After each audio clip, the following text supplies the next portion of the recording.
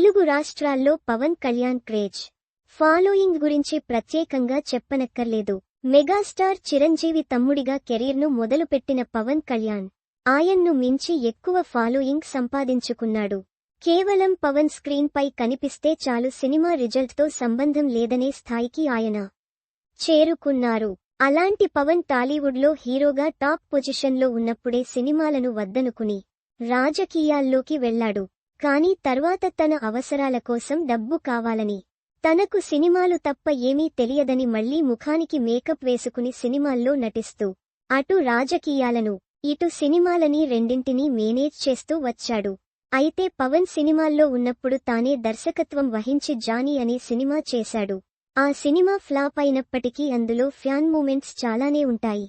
Johnny cinema తర్వాత పవన్ మరో సినిమాను డైరెక్ట్ చేసింది లేదు.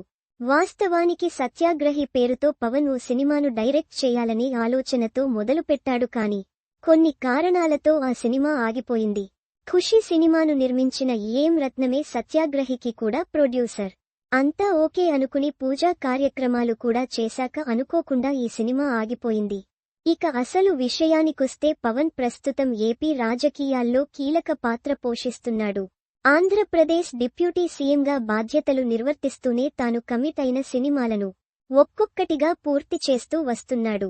అందులో భాగంగానే రీసెంట్గా వీరమల్లు సినిమాను పూర్తి చేశాడు.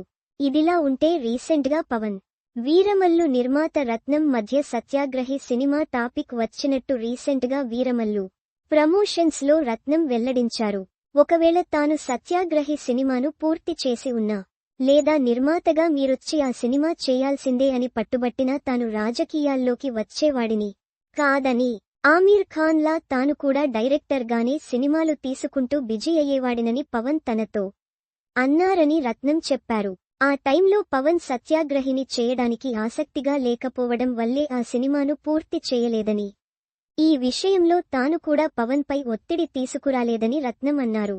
అయితే పవన్ కు సత్యాగ్రహిపై అంత నమ్మకమున్నప్పుడు ఎందుకు ఆ సినిమాను సడెన్ గా ఆపేశాడనేది మాత్రం ఆయనకే తెలియాలి.